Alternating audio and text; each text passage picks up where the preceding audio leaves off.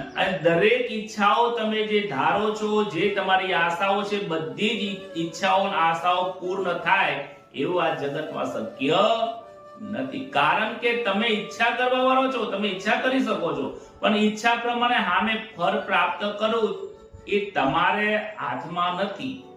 કહે છે ને આગળના આપણે જોઈ કે હે અર્જુન, તું કર્મ કર, કર્મ કરવાનો અધિકાર છે, ફળ આપવાની તાકાત તારામાં નથી, એમાં સ્વતંત્રતા નથી. કર્મ કરવામાં સ્વતંત્રતા છે, ફળ લેવામાં સ્વતંત્રતા નથી. એ મારા હાથમાં છે.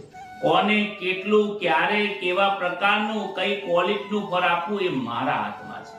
અને એ બધું આધાર રાખે છે તમારા કર્મોના ભાવ, ક્રિયા, કર્મ, મહેનત ઉપર આધાર રાખે છે.